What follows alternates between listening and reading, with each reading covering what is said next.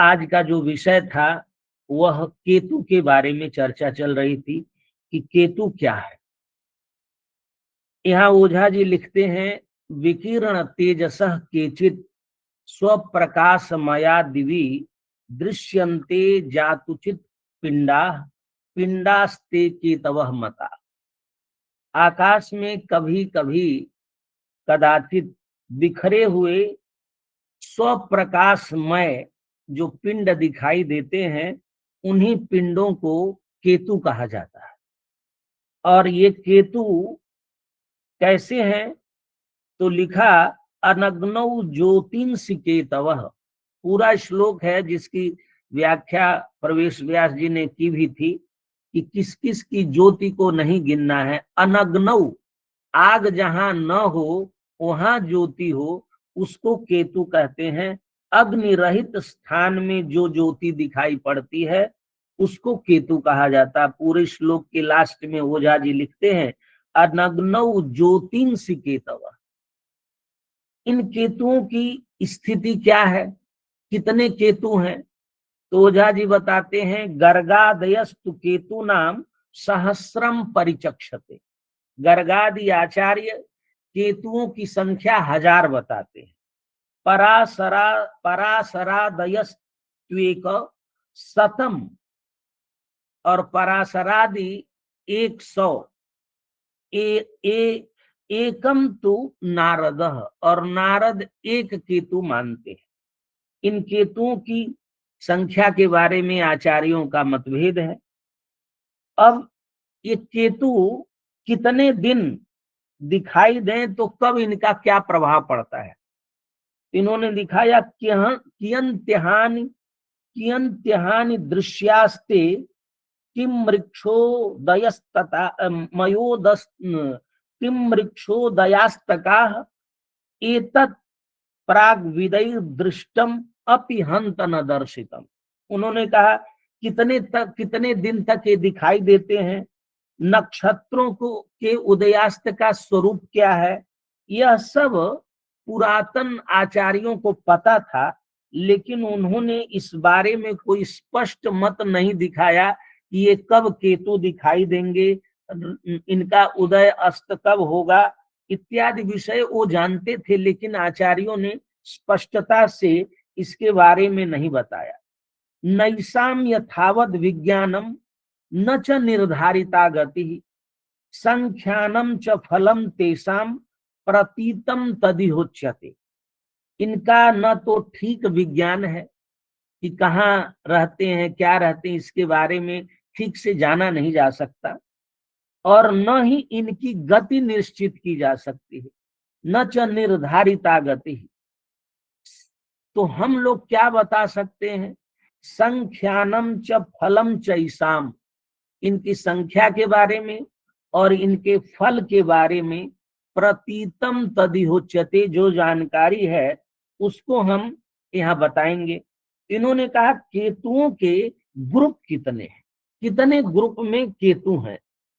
तो उन केतुओं के ग्रुप की चर्चा की ओझा जी ने। उन्होंने कहा, सहस्रम केतवस तेसाम, हजारों केतु हैं, तो हजारों केतु के कौन कौन ग्रुप हैं? तो कहा, सहस्रम केतवस तेसाम किरणाग्नेया किरणाग्नेय मृत्युदा पार्थिवा सोमजा ब्रह्म दंडाप्यस्थ विसर्पकाः तस्कराः कौंकुमाः कीलाः कनकाः विकचा अपि अरुणा विश्वरूपाश्च गणका ब्रह्मजास्रजा कंका कबंधा विपुला उनविंशति जातयः वक्ष्यन्ते लक्षणान्येषां संख्याश्चाथ विशेषतः। 19 प्रकार के केतुओं के ग्रुपों की चर्चा की कि 19 प्रकार माने इनके जातियां हैं, इनके ग्रुप हैं। 19 प्रकार के केतु होते हैं और उन केतुओं के भी प्रकार होते हैं। जैसे जैसे उन्होंने कहा कि किरण केतु कितने प्रकार का है? 25 प्रकार का। आग्नेय केतु कितने प्रकार का है? 25 प्रकार का। मृत्युद केतु कितने प्रकार का है? 25 का। पार्थिव केतु 22 प्रकार का। और ब्रह्मदंड केतु 3 शिखा वाला है 1 प्रकार का। सौम्य केतु, और ये भी बताया कि कौन से केतु किस दिशा में देखे जाते हैं। ये सब चर्चा ओझा जी ने अपने ग्रंथ में यहाँ पर श्लोक नंबर 301 से लेकर के इन्होंने पूरी इसकी चर्चा की है कि कितने प्रकार के 19 प्रकार के केतुओं में कितने उनके अन्य प्रकार हैं। इसके बाद ओझा जी कहते हैं कि इनका फल क्या है, और इनके फल की चर्चा भी आप लोगों ने विस्तार से की है, क्या क्या इनका फल है। तो इन्होंने कहा कि इनका फल कब से कैसे दिखाई देता है। इन्होंने कहा यावन्त्यहानि दृश्यन्ते, जितने दिन तक दिखाई देंगे तो समझिए उतने महीने में इनका फलोदय होगा। यावन्त्यहानि दृश्यन्ते तावत मासम फलोदय, और यावत मासम च, और जितने महीने दिखाई देंगे, यावत मासम च वर्षाणि, जितने महीने उतने वर्ष। और यदि दिन में कभी दिखाई दिए तो कहा त्रिपक्षात परतः फलम, किसी दिन दिखाई दे दिए तो वो तीसरे पक्ष में उनका फल होगा। इस प्रकार से इनके फलों की भी ओझा जी ने चर्चा की, और फलों की चर्चा में उन्होंने दिखाया कि किसका किस देश में कितना इसका प्रभाव होता है। इसका एक बढ़िया चार्ट भी इस किताब में बताया गया है, जातियों के साथ, कि किन किन देशों में इसका प्रभाव, और व्यास जी ने पूरा मानचित्र के साथ इसको आप लोगों को दिखाया था। और नक्षत्र देश के साथ उन्होंने दिखाया कि अश्वनी नक्षत्र हो तो अस्मक, भरणी हो तो किरात देश, कृत्रिका हो तो कलिंग, रोहिणी हो तो सूरसेन, मृगशिरा हो तो उशीनर गांधार, आद्रा हो तो तिरहुत, पुनर्वसु हो तो अस्मक, पुष्य हो तो मगध, अश्लेषा हो तो असिक, मघा हो तो अंग, पूर्वा फाल्गुनी हो तो पांड्य, उत्तरा फाल्गुनी हो तो अवंती, हस्त हो तो दंडक माने नासिक, चित्रा हो तो कुरुक्षेत्र, स्वाति हो तो कंबोज, विशाखा हो तो अवध, अनुराधा हो तो पुंड्र, ज्येष्ठा का निकुब्ज, मूल मद्रक और आंध्र, पूर्वाषाढ़ काशी, उत्तराषाढ़ यौधेय, शिव चेदी, श्रवण हो तो कैकेय, घनिष्ठा हो तो पंचनद प्रदेश, शतभिषा हो तो सिंघल, पूर्वा भाद्रपद हो तो बंग, उत्तरा भाद्रपद हो तो नैमिष, और रेवती हो तो किरात, भूटान आसाम आदि प्रदेशों की इन्होंने चर्चा की है।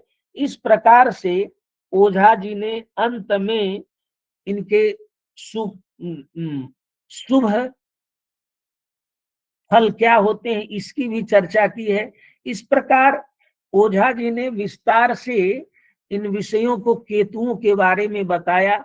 यह सब अंतरिक्ष विज्ञान है, और हमको दिव्य आकाश में देखना है कि केतु है कि नहीं, उनकी स्थिति क्या है, कब स्थिति है। जैसे जो देवज्ञों को लगाया जाता था, राजा लोग जैसे व्यास जी बता रहे थे, तो हम लोगों को भी आज आधुनिक दैवज्ञों को भी केतुओं के परिज्ञान के लिए कुछ व्यवस्था बनानी चाहिए, और उसका फलादेश करना चाहिए। ये तो टेक्निक बताई गई, ये तरीका है, ये हेतु बताए गए, लेकिन वर्तमान में देख करके और उनके फल का हम पूर्वानुमान करें, वृष्टि आदि का पूर्वानुमान करें, तो बहुत ही कल्याणकारी होगा समाज के लिए।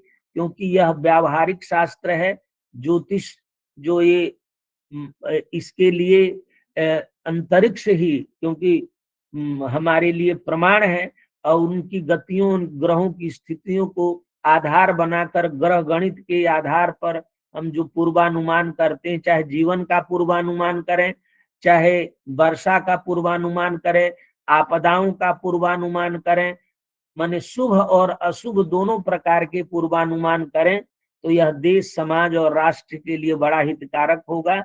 और इस दृष्टि से हमें इन विषयों को व्यापक दृष्टि से पढ़ने लिखने की बहुत जरूरत है। शंकर शिक्षायतन का यही उद्देश्य है कि इस विषय का हम लोग गहन अध्ययन करें, गहन तकनीकी तैयार करें, जिससे इसका हम लोग विश्लेषण कर सकें, क्योंकि आधुनिक विज्ञान के लोग, सब लोग देख रहे हैं, सब समझ रहे हैं, उनके पास आधुनिक तकनीकी है, हमारे पास प्राचीन तकनीकी है, तो दोनों का समन्वय करके इस ज्ञान को आगे बढ़ाया जाए, यही हम लोगों का उद्देश्य है, लक्ष्य है। और मुझे आशा है कि आप जैसे विशिष्ट विद्वान लोग इस दिशा में कार्य करेंगे। शंकर शिक्षायतन कृत संकल्प है इन विद्याओं की संरक्षा के लिए, और विशेषकर ओझा जी के इस ग्रंथ के अध्ययन, अध्यापन और शोध के लिए आप सभी के प्रति अत्यंत कृतज्ञ है शंकर शिक्षायतन। इसी प्रकार आकर के हम लोगों का मार्गदर्शन करें और इस ज्ञान की वृद्धि करें। बहुत बहुत धन्यवाद। नमस्कार।